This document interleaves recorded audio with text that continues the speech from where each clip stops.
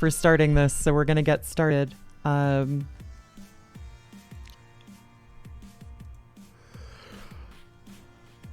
Wah!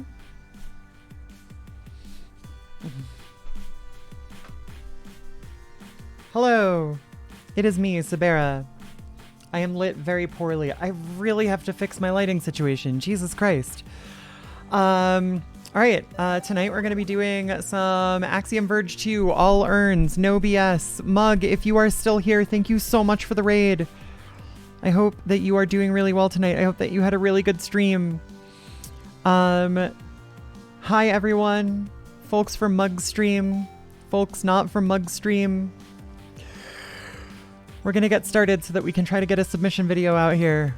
Thus begins Axiom Verge 2.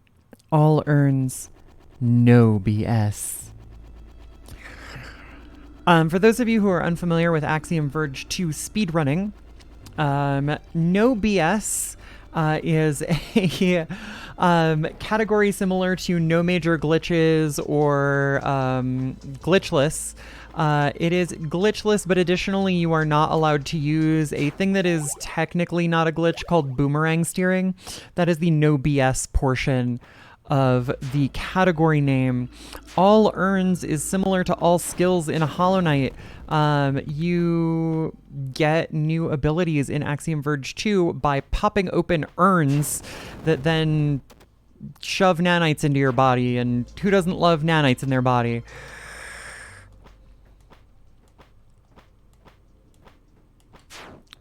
Everybody loves nanites in their body. Yo, 8822 Sweebium with the $1 donation. Thank you very much for the donation to the Sabera eventually gets facial feminization surgery fund. So far, we have accrued a grand total of like $38, which is about 0.1%, which is pretty good progress. Honestly, like, that's not bad. Folks, if you do want to support me in that goal, additionally, Streamlabs donations of $1 or more between runs will that have a donation message will take control of the little message board below where it says don't be antisocial or Sabera will yell at you. You can replace the message that is down there with a message of your own devising. Also, Magus, thank you so much for the good luck. I really appreciate it. It's good to see you tonight.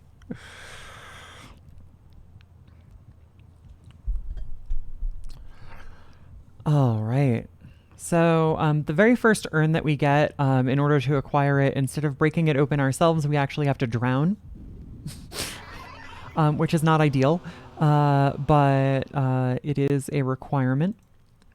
So now we are drowned. This gives us the Amashilama urn, which enables us to jump one tile higher than we could before. That is its primary mechanical function, in addition to letting us save and respawn. I do realize now that I have once again forgotten to do the moonwalk swag. So we're now on our way to get the boomerang. The boomerang that can be steered, which gives no boomerang steering its existence. So we're going to come over here. We're going to pick up a boomerang. We need a boomerang to do several things in this run. But the main thing is if you throw out this boomerang and then press the boomerang button again, the boomerang will retract to you in more or less a straight line. But if you use the lock in place button to lock your character in place, then you can use the directional pad to kind of control the boomerang's direction. And while it's recalling to you, it ignores wall collision, which if you abuse that steering functionality can be used to hit things which are on the other side of walls. This includes hitting urns. So we cracked open an urn and got power grip. That is the Shishkala urn.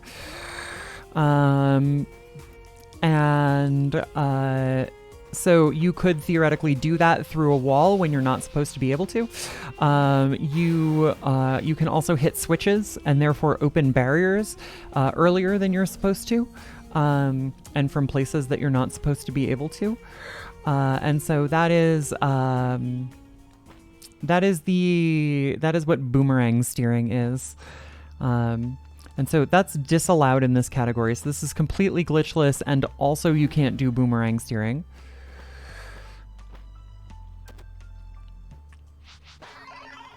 But you can still break open urns with your boomerang. The urn that we just broke open is Ra, and Ra allows us to charge our melee attack as Indra.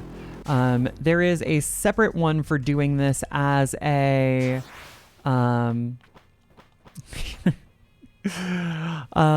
there's a separate one for doing this as drone.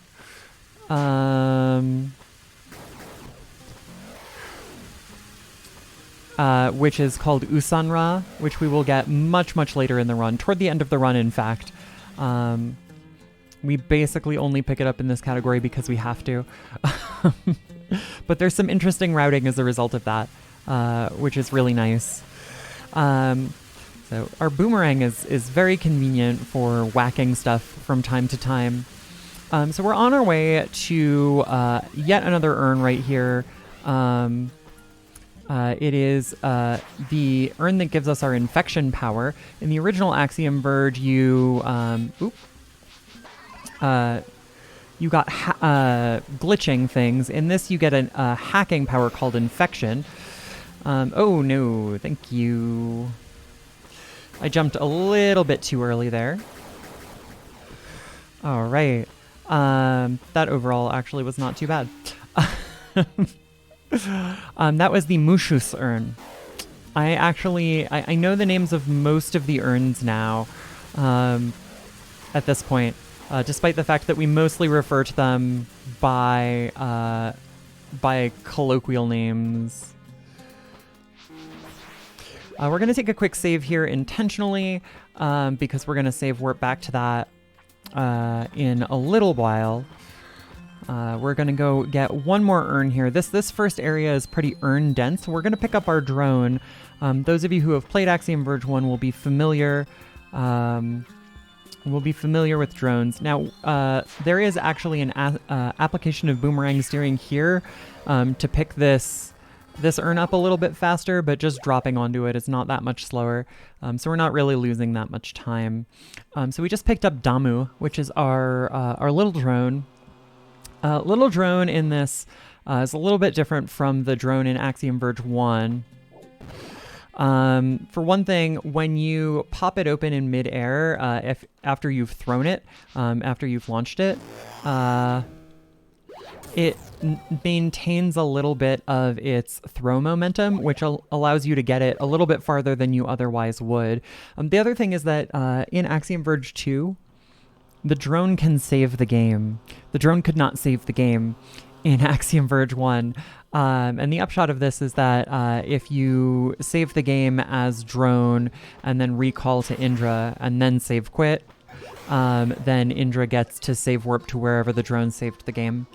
But whichever hero you're controlling, Indra or the drone, is the one that gets respawned after you save warp. So we can kind of use this to our advantage in a couple of places, in a number of places. Like this. Like getting into this area early.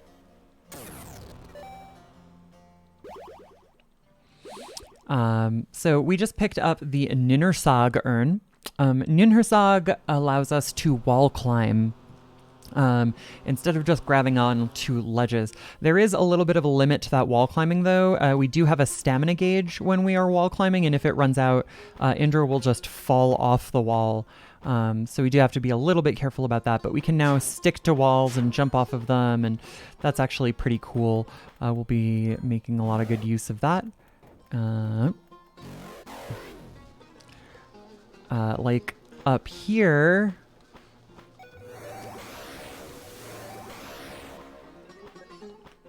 yeah, so that was a little bit of wall climbing.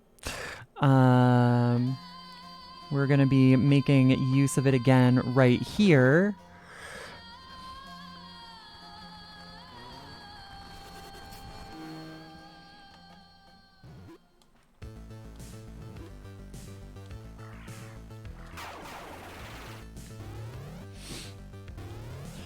So now we are in the breach for the first time. Breaches are little areas where only the drone can go. Oh no. I didn't mean to take that hit. That's not great. It's probably fine, but it's not ideal. They also have really kicking music, as you can hear, as well as a more pixelated aesthetic.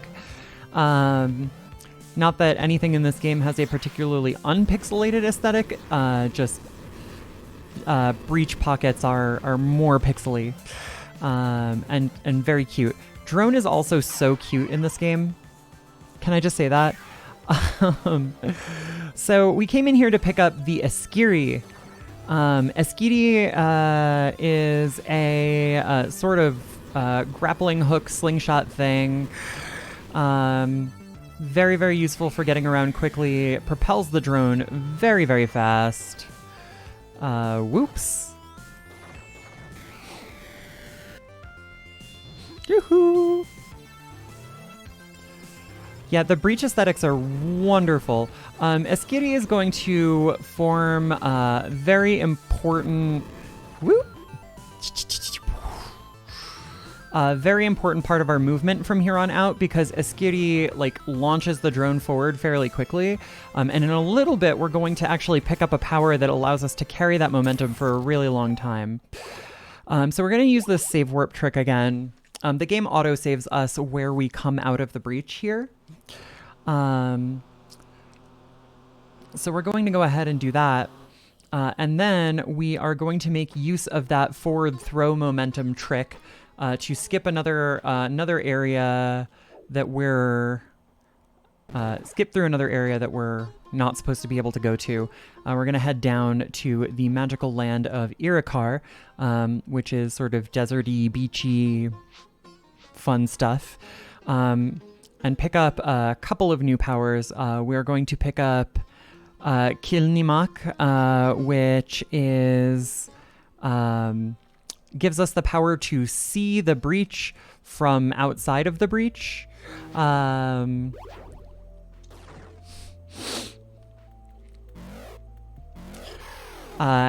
then we are going to pick up our hover power. Ooh, that didn't go quite as I'd planned, but it's all right. Ooh, that went a little bit less as planned. All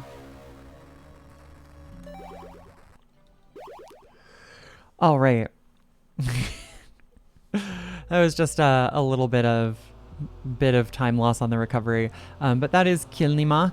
So we're going to switch to that really quickly. We're going to need that, to take a breach shortcut in a little bit to get... We're going to drop down here, and we're going to pop in here. And this is going to take us over to Barash. And Barash is our hover power. So now we get this fun thing where hovering can maintain our Eskiri momentum. So I hooked in here, and you can see it there. That hover just kept a little bit of that fast forward momentum. It's a little hard to see there. You'll see more of it soon. But so since we've picked up Eskiri and Barash, or not Eskiri, Kilnimak and Barash, we are done with Irakar. It is time for us to get the heck out of here.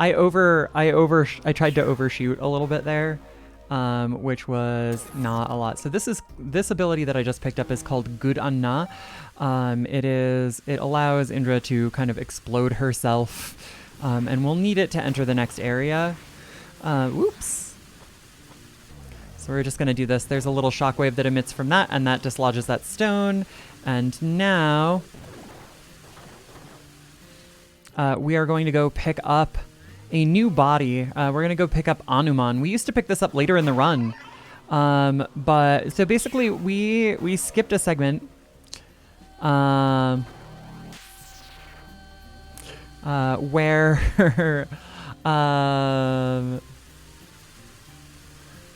ooh, I didn't get the turnaround on that. We had our bodies stolen from us.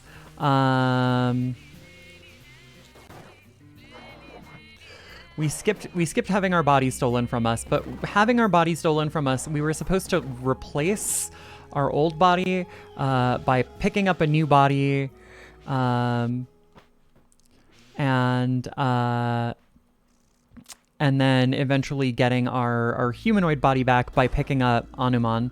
But we didn't do that, which lets us skip a boss fight, so that's pretty cool. And then that also allows us to come here and do kind of shenanigans. But picking up Anuman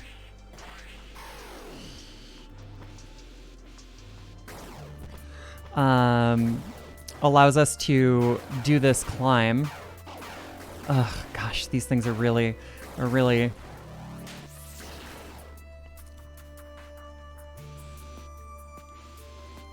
And then do this, which allows us to take a really big shortcut into this factory that you just can't do without Anuman.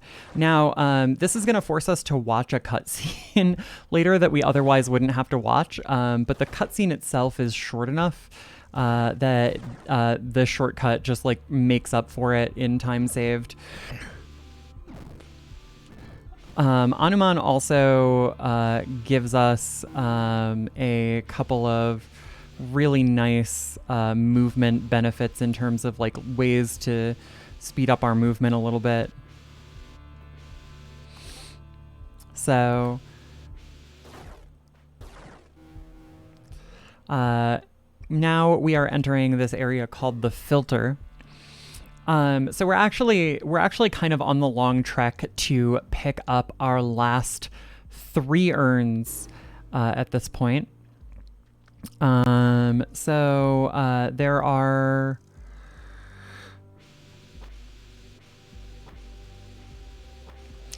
Yeah, so Anuman lets me evade the wall climb stamina thing by basically just doing that. Which is really cool. It's very funny and very cool. Now, in other versions of this that don't get Anuman, you can basically recall out of here and save a little bit of time on this. So we lose a little bit of time there. We lose a little bit of time on the cutscene. Overall, it's not that big of a deal. Boop, boop, boop, boop. Now, so this spider room right here is... okay, wow, that was not supposed to kill me instantly. That shouldn't have killed me in one hit. Wow. Alright, not too big of a deal. But, no, actually that's a... It's a time loss, but that's okay. We'll kind of make it work.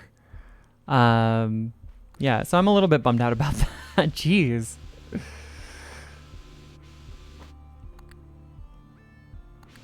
That one hit should not have killed me there. That was very strange.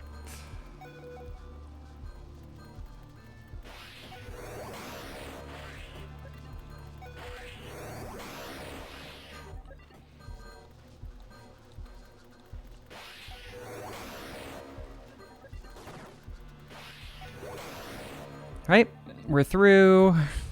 So that's how Spider Room is supposed to look.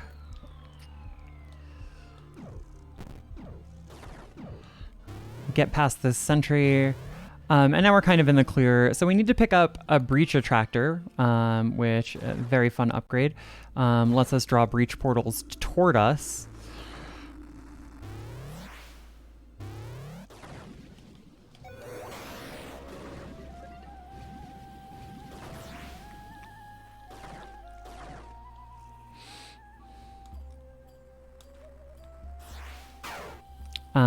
And now, so actually the last 4 urns, I forgot, I forgot one. Fortunately, I didn't forget it. In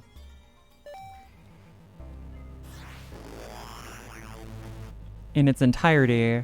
We're going to use our breach attractor to pull a breach portal all the way over here and go grab Halam, which lets us exit the breach wherever we feel like it.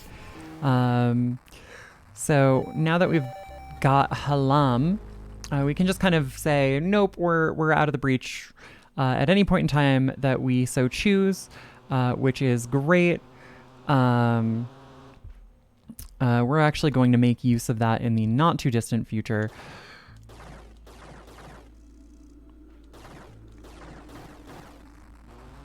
As we come into this breach, which is one of the last breaches of the game. So this is the Glacier Breach. This is actually the breach for the area that we started the game in.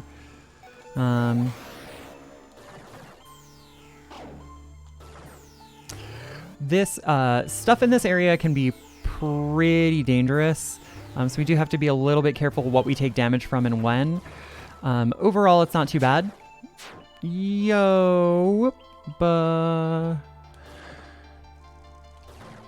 gonna play that one a little bit safe so that we do that damageless, because those ice swords do heckin' damage.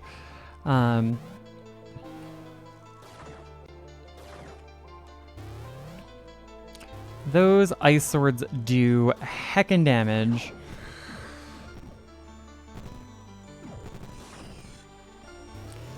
Yoop! Boop, boop, boop, boop. There is this cute little boss over here. We're just gonna fly over his head. We don't need anything from him. We're gonna zip over here, and now we are through this. So we're out of this breach, and we're gonna grab our little breach attractor, drag it over here, drag our breach portal over here, zip back into the breach. Take a quick switch back to Halam, pop down through here, zoop, and down through here, and out of the breach. And now we're going to be forced to watch this cutscene.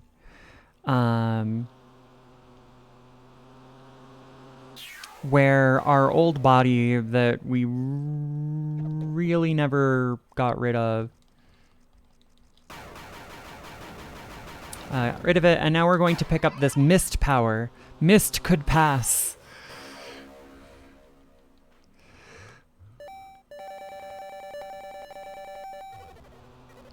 All right, so that is Tilhar. With Tilhar in our possession, we're gonna run a really quick errand to finally pick up Usan Ra, which is our drone charge attack. And to pick that up, we are basically going to drag an unseen portal up here and pop ourselves into a little bit of breach here. Now, I used to do this from the wrong side. From the other side of the entry to this breach, and it was terrible. It was terrible, and it was bad. It took a long time. Even if I had gotten it took a long time because also because I had to get to the right place to enter the breach in the first place. And so coming around the back like this is way better. And then we also need to come back here. So that was Usanra. We only have one more urn that we need to pick up. And that last urn that we need to pick up is called Daltsu. And Daltsu is an urn that basically gives us that little drone charge no matter... Oop, nope.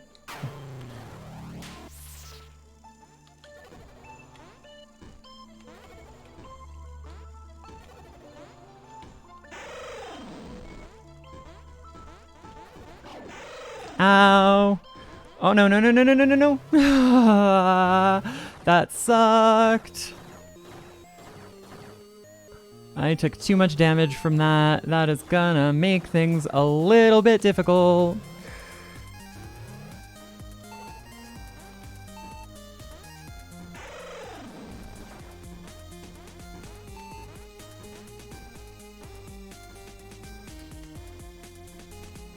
All right, we're gonna play this safe. We're gonna wait for this guy. Oh no. Oop. All right, so now we have to play this a little bit dangerous in order to play it safe. And that is Daltsu. All right.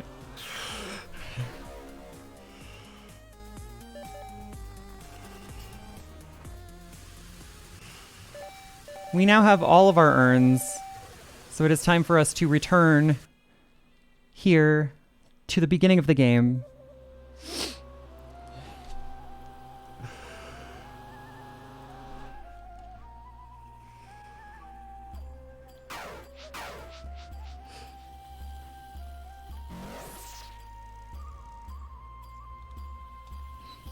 So that we can go to the end of the game.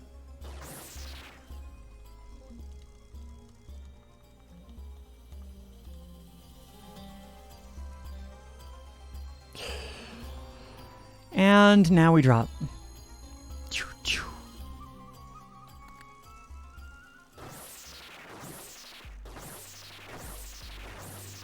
Whee! Oh, I did that wrong. You can preserve your drone momentum through there. That's quite nice. And now it's time for final boss skip.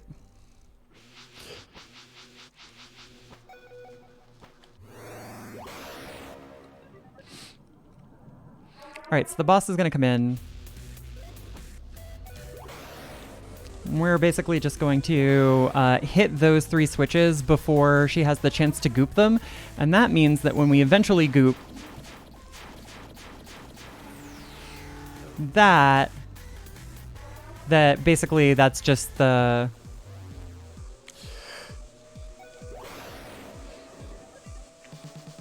That's it. We get to skip the later phases of the boss like that, which is really fun. It makes fighting the final boss not that bad.